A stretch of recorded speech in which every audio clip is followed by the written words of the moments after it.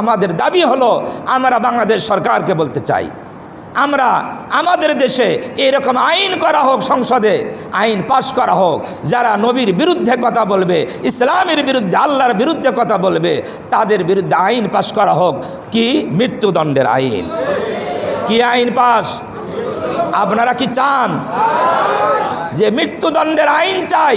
আমরা বাংলাদেশের সংসদে যারা নবীর বিরুদ্ধে চরিত্র নিয়ে যারা কটাক্ষ করবে, মুসলমান তৌহিদি জনতা, তাদের মৃত্যুদণ্ডের আইন চাই বাংলাদেশে।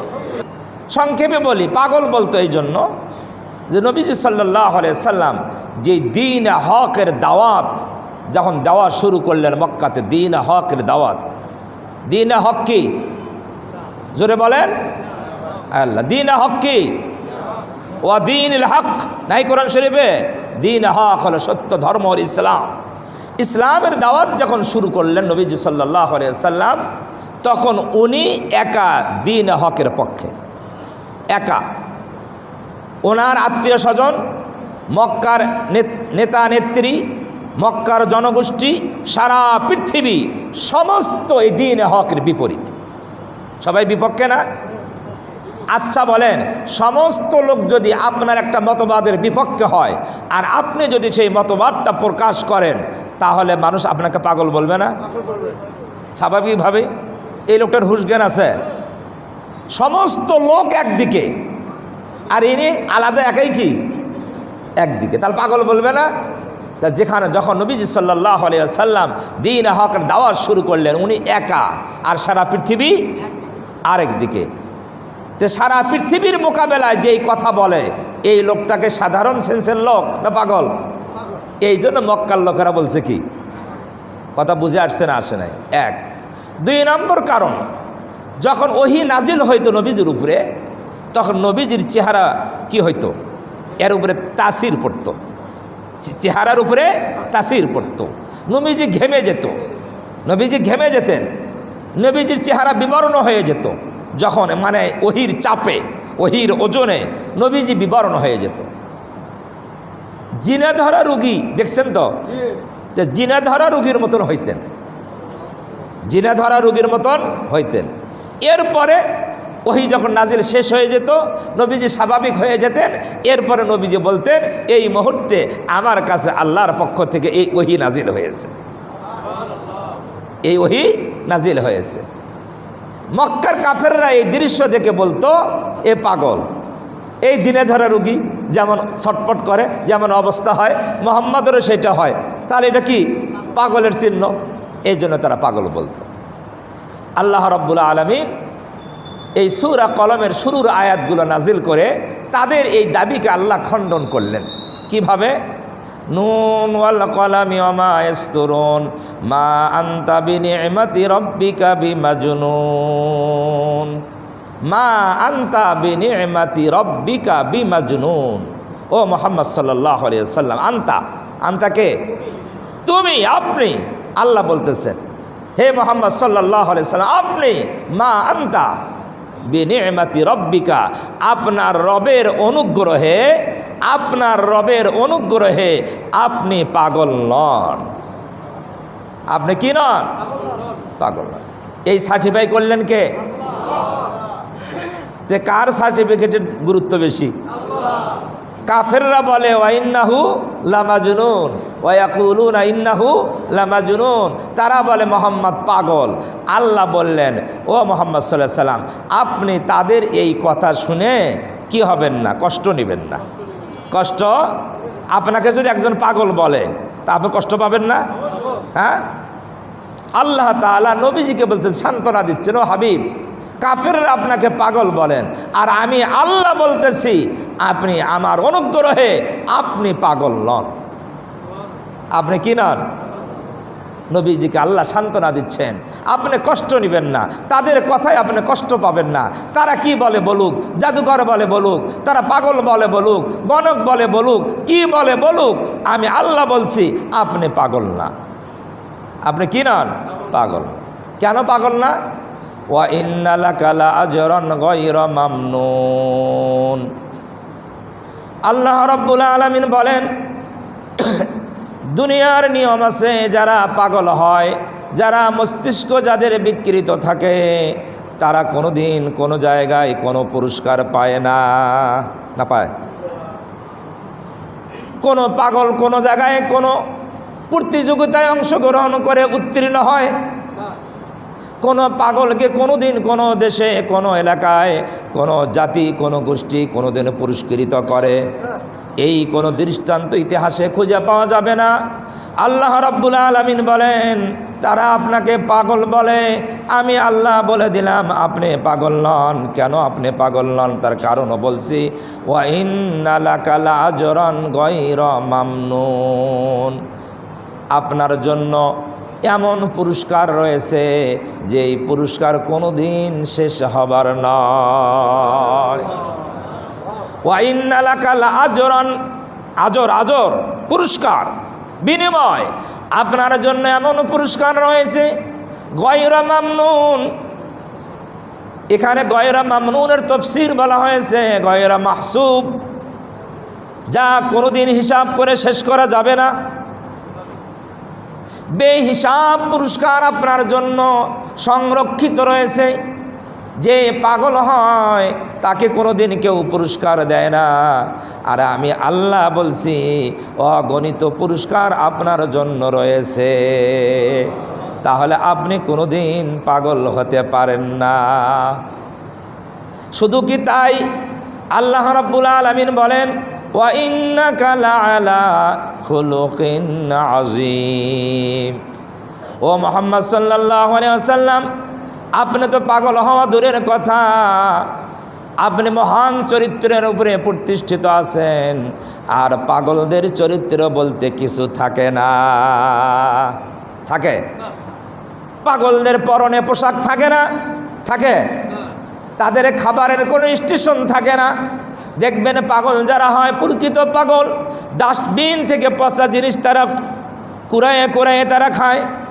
উলঙ্গ অবস্থায় তারা থাকে, কি বৃষ্টি কি গ্রীষ্ম কি শীত, রাস্তার ধারে তারা শুয়ে থাকে। এটাই হলো পাগলের চরিত্র। আমার আল্লাহ বলেন পাগল কেমনে আপনি পাগল? তারা বলে ওয়া ইন্নাকা লাআলা খুলুকিন আযীম, আপনি তো মহান চরিত্রের উপরে প্রতিষ্ঠিত। বলবেন চরিত্র কাকে বলে? আমি শুরুতেই বলেছি চরিত্র বলা হয় যত ভালো গুণাবলী রয়েছে, ভালো সততা, ন্যায়নিষ্ঠা, ইনসাফ, দয়া, মায়া, অনুগ্রহ, মানুষের উপরে করুণা, অসহায় দুর্বলদের উপরে রহম করা, যত প্রকার গুণ রয়েছে সমস্ত গুণে গুণান্বিত ছিলেন মুহাম্মাদুর রাসূলুল্লাহ সাল্লাল্লাহু আলাইহি ওয়াসাল্লাম। এমন কোনো গুণ পৃথিবীতে পাওয়া যাবে না, এমন কোনো ডিকশনারি নাই যেই গুণ বর্ণনা করেছে সেই গুণ আমার নবীর মধ্যে নাই। এমন লক্ষ্য মহান চরিত্রের উপরে প্রতিষ্ঠিত। কিতাবের মধ্যে চরিত্রকে 3 ভাগে ভাগ করা হয়েছে। এক ভাগকে বলা হয় খুলুকে হাসান, খুলুকে হাসান ভালো চরিত্র। আরেক ভাগকে বলা হয় খুলুকে কারিম, এটা খুব ভালো, কি খুব ভালো চরিত্র। আমার নবীর শানে বলা হয়েছে ওয়া ইন্নাকা লাআলা খুলুকিন আযীম, মহান চরিত্র। বলবেন 3 প্রকারের চরিত্রের পার্থক্য কি? সংক্ষেপে বলি, জুমার আলোচনা বেশি করা যায় না, সংক্ষেপে বলি। খুলুকে হাসান হলো ওই চরিত্র, ওই ভালো চরিত্র, যেই চরিত্রটা হলো যার মধ্যে থাকবে কেউ যদি তার যদি ক্ষতি করে, অন্যায় করে, জুলুম করে, তাহলে সেই ব্যক্তি তার প্রতিশোধ নেয় না। কি নেয় না? প্রতিশোধ নেয় না, তাকে ক্ষমা করে দেয়। ক্ষমা করে দেওয়া যার চরিত্র, এই চরিত্রকে বলা হয় খুলুকে হাসান, ভালো চরিত্র। আর খুলুকে কারিম বলা হয় ওই চরিত্রকে যেই ব্যক্তির উপরে জুলুম নির্যাতন করা হলে সে শুধু ক্ষমাই করে না, শুধু ক্ষমাই করে না, তার ক্ষমা করে দেয়। এটা হলো খুলুকে হাসান। আর যেই ব্যক্তি খুলুকে কারিম হলো যে প্রতিশোধ গ্রহণ করে, এটা হলো খুলুকে কারিম, প্রতিশোধ। কিন্তু প্রতিশোধ গ্রহণ করতে গিয়ে বেশি প্রতিশোধ নেয় না, যতটুকু অপরাধ করেছে ততটুকুই নেয়, বেশি নেয় না। কিন্তু তাকে একেবারেই ক্ষমাও করে দেয় না, জুলুমও করে না, যতটুকু অন্যায় করেছে ততটুকুই প্রতিশোধ নেয়। এটা হলো খুলুকে কারিম। আর খুলুকে আজিম বলা হয় ওই মহান চরিত্রকে, যে ব্যক্তি ক্ষমা করে দেয় সাথে সাথে প্রতিশোধও নেয় না, এরপরে তাকে কিছু গিফট দিয়ে দেয়। গিফট বোঝেন তো, হাদিয়া, হাদিয়া, হাদিয়াও দেয়। এক ব্যক্তির ঘটনা হাদিসের মধ্যে আসছে, নবীজি সাল্লাল্লাহু আলাইহি সাল্লাম কেমন মহান চরিত্রের অধিকারী ছিলেন। গাছের নিচে শুয়ে আছেন, তন্দ্রা অবস্থায় রয়েছেন বা ঘুমান্ত। এক ইহুদি এসে নবীজিকে দেখে একা পেয়ে মহা আনন্দে আনন্দিত হলো। মনে মনে ভাবতেছে, মোহাম্মদকে এই মুহূর্তে আমি হত্যা করে ফেলবো, কেউ আমাকে ঠেকাইতে পারবে না, এখানে তো কেউ নেই। ওই ইহুদি তার খাপ থেকে তরবারি বের করে প্রস্তুত নিয়েছে। আবার মনে করতেছে ঘুমন্ত অবস্থায় কাউকে হত্যা করা এটা তো কাপুরুষের লক্ষণ। সে জাগ্রত হোক, আর কেমনে পালাবে, পালানোর কোনো উপায় নাই, আমি জাগ্রত অবস্থায় তাকে হত্যা করব। নবীজি কিছুক্ষণ পরেই জেগে গেলেন। জাগার পরে ওই ইহুদি কাফের বেঈমান বলে, ও মোহাম্মদ, এখন বলো আমার হাত থেকে তোমাকে কে বাঁচাবে? নবীজি সাল্লাল্লাহু আলাইহি ওয়াসাল্লাম নির্ভয়ে, কোনো ভয় ভীতি নাই, স্বাভাবিকভাবেই বলে দিলেন, তোমার হাত থেকে আমাকে এই মুহূর্তে বাঁচাবে হলেন আমার আল্লাহ। কে বাঁচাবেন? নবীরা কার উপরে ভরসা করতেন? আল্লাহর উপরে ভরসা করতেন। বিপদে পড়লে আমরা কার উপরে ভরসা করব? কার উপর? যখন যেই বিপদ আসুক ভরসা করব কার উপর? এটাই নবীর সুন্নাহ, এটাই আল্লাহর আদেশ। নবীজি বললেন, আমাকে তোমার হাত থেকে আল্লাহ বাঁচাবেন। এই কথা বলার সাথে সাথে ওই কাফের বেঈমানের হাতে তার শরীরে কম্পন সৃষ্টি হয়ে গেল, কাঁপতে শুরু করলো। কাঁপতে কাঁপতে তার হাত থেকে তরবারি পড়ে গেল। সাথে সাথে নবীজি তরবারি উঠিয়ে নিলেন। উঠে নিয়ে নবীজি বললেন, এখন তুমি বলো আমার হাত থেকে তোমাকে কে এখন বাঁচাবে? ইহুদিকে আল্লাহ বিশ্বাস করে, আল্লাহর উপর ভরসা আছে। ইহুদি এখন বলো, ও মুহাম্মদ, আমি জানি তুমি খুব দয়ালু, আমি জানি তুমি মানুষের উপর অন্যায়ভাবে হত্যা করো না, কাউকে জুলুম নির্যাতন করো না, আমি ভালো করে জানি তুমি খুব দয়ালু। আমি তোমার কাছ থেকে এখন আশা করি তুমি আমাকে রক্ষা করবে, তুমি আমাকে রক্ষা করবে। আচ্ছা বলেন, যদি ইহুদির হাত থেকে তরবারিটা পড়ে না যেত তাহলে ইহুদিকে নবীজিকে রক্ষা করত? হ্যাঁ, রক্ষা করতো না। কিন্তু আল্লাহর কুদরতে হাত থেকে তরবারি পড়ে গিয়েছে। এখন তাকে হত্যা করা এটা বৈধ না অবৈধ? বৈধ। এটা হত্যা করা কি বৈধ? তারপরও নবীজি সাল্লাল্লাহু আলাইহি সাল্লাম সে যখন কাকুতি মিনতি করা শুরু করলো, নবীজি বললেন, ঠিক আছে, আমি তোমাকে ক্ষমা করে দিলাম, ক্ষমা করে দিলাম। ওই বেচারা সাথে সাথে তার কওমের কাছে, তার সম্প্রদায়ের কাছে ছুটে গেল। ছুটে গিয়ে বলে, শোনো, তোমরা ভালো করে শোনো, আমি এমন একজন মানুষের কাছ থেকে আসলাম যেই মানুষটার মতো মহান চরিত্রের অধিকারী পৃথিবীতে আর কোনো মানুষ হতে পারে না। এমন এক মহান চরিত্রের মানুষের কাছ থেকে আসলাম, তার মতন মহান চরিত্রের মানুষ আর পৃথিবীতে হতে পারে না। সে সহ তার দলবল নিয়ে নবীজির কাছে এসে তারা কালেমা পড়ে ইসলাম গ্রহণ করছে। এই ছিল নবীর চরিত্র। আমার নবীর এত চরিত্র, এত সুন্দর চরিত্র, তারা কোনোদিন পাগল বলেছে, গণক বলেছে, কবি বলেছে, জাদুকর বলেছে, কিন্তু নবীর চরিত্র খারাপ। মক্কার কাফের বেঈমানরা কোনোদিন এই কথা বলার দুঃসাহস তারা করে নাই। আবু জেহেল কোনোদিন বলেছে নবীর চরিত্র খারাপ? আবু লাহাব বলেছে? আবু তালেব বলেছে? মক্কার কোনো কাফের কেউ বলতে সাহস করে নাই, প্রমাণ তো নাই, বলবে কোত্থেকে? কিন্তু মাঝে মধ্যেই সারা পৃথিবীতে আমাদের দেশ সহ বিভিন্ন জায়গায় বিভিন্ন কুলঙ্গারেরা ইসলাম বিদ্বেষী, রসুল বিদ্বেষী, মুসলমান বিদ্বেষী তারা নবীর চরিত্র নিয়ে কটাক্ষ করে থাকে। করে না? এই কিছুদিন আগের ঘটনা, ভারতে মহারাজ্যে কি নাম, রামগিরি, নাম কি? রামগিরি মহারাজ, সেই ভারতের সেই কুলুঙ্গার আমার নবীর শানে সে কটূক্তি করেছে। আমার নবীর চরিত্র নিয়ে আমি তাদেরকে বলতে চাই, তোমরা 1400 বছর পরে এসে নবীর শানে চরিত্র নিয়ে কথা বলো।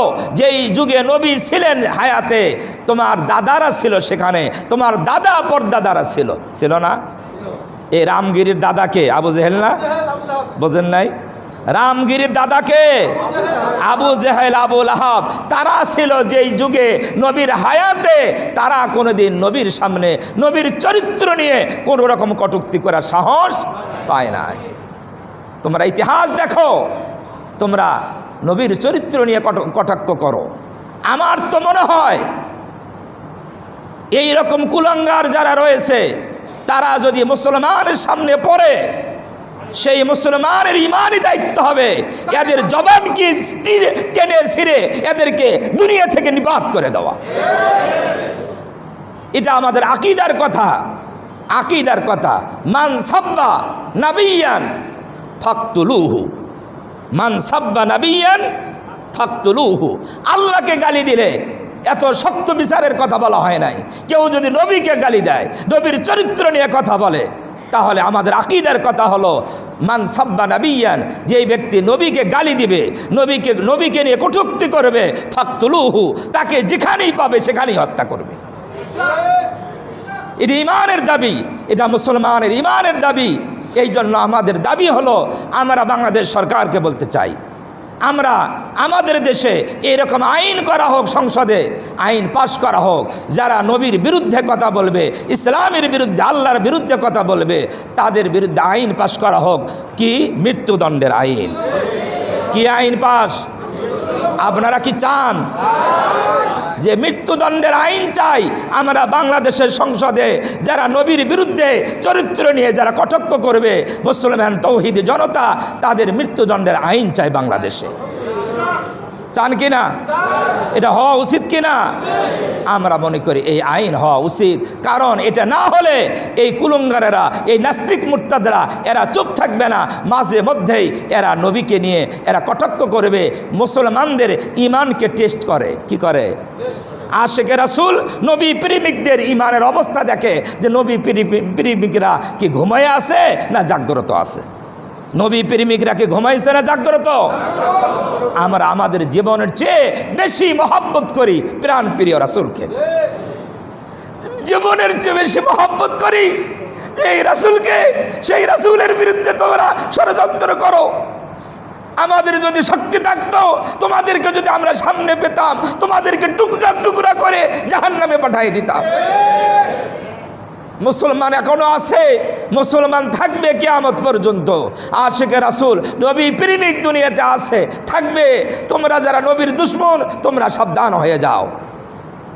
হয় তোমাদের বিচার দুনিয়াতেই হবে, অথবা দুনিয়ার যদি আল্লাহ রশি ঢিল করে দেয়, তাহলে দুনিয়াতে যদি নাও হয়, আখেরাতে কিন্তু বাঁচার কোনো উপায় থাকবে না ইনশাআল্লাহ। আল্লাহ তাআলা আমাদের বোঝার তৌফিক দান করেন, সেই অনুযায়ী আমল করার তৌফিক দান করেন।